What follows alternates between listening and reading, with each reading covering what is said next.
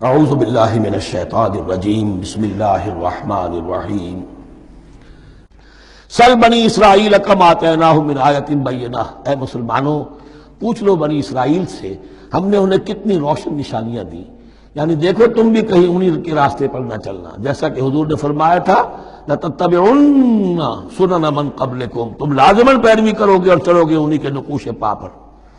سل بنی اسرائیل کم آتیناہم من آیۃ بینہ ومن یبدل نعمت اللہ من بعد ما جاءتہ فإن اللہ شدید العقاب، لیکن جو شخص اللہ کی اس نعمت جو اس کے پاس آ گئی ہے اس میں تبدیلی کرتا ہے، اس میں تحریف کرتا ہے،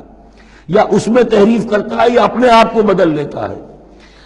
من بعد ما جاءت ہو، اس کے بعد کہ وہ نعمت اس کے پاس آ گئی، فإن اللہ شدید العقاب، تو یہ جان لو اللہ پھر سزا دینے میں بھی سخت ہے۔ اس کی مثال وہی رکھیے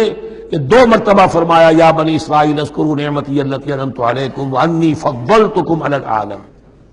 لیکن انہی سے کہا گیا ضربت علیہم الذلۃ والمسکنۃ وباؤوا بغضب من اللہ، اور یہ مضمون بھی دوبارہ پھر آ جائے گا سورہ آل عمران میں۔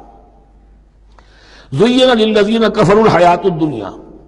ان کافروں کے لیے دنیا کی زندگی جو ہے بڑی مزین کر دی گئی ہے، ان کے نگاہوں میں کھب گئی ہے، یہاں کی چمک دمک ہے، شان و شوکت ہے، لمبی لمبی کاریں ہوں، چمکیلی نئے ماڈل کی، بڑی اونچی اونچی بلڈنگیں ہوں، حویلیاں ہوں، اعلیٰ کوٹھیاں ہوں، اب یہ ساری چیزیں کس کو اچھی نہیں لگتی، لیکن یہ کہ کفار کے دلوں میں ان کی محبت اتنی پل جاتی ہے کہ پھر کوئی اچھی بات ان کے کوئی زندگی میں نہیں رہتی، نہ کوئی اچھی بات اثر کرتی ہے۔ اہل ایمان کو بھی اگر ایمان کے ساتھ یہ نعمتیں ملیں، قل من حرم زینۃ اللہ التی اخرج لعبادہ والطیبات من الرزق، کو اچھا کھانا، اچھا پینا، اچھا پہننا کو حرام نہیں ہے، کو اللہ نے کس کو لوگوں کے لیے ممنوع نہیں کیا، لیکن دین کے تقاضے ادا کر کے، اللہ کا حق ادا کر کے اور حلال سے کما کر، تب کوئی حرج نہیں۔ زین للذین کفروا الحیاۃ الدنیا، کافروں کے لیے دنیا کی زندگی کو مزین کر دیا گیا ہے۔ وہ حدیث میں ذہن میں لے آئیے کہ ان الدنیا سجن المومن و جنت الکافر، یہ دنیا جو ہے مومن کے لیے ایک قید خانہ اور جنت اور کافر کے لیے باغ ہے۔ وَيَسْخَرُونَ مِنَ الَّذِينَ آمَنُوا،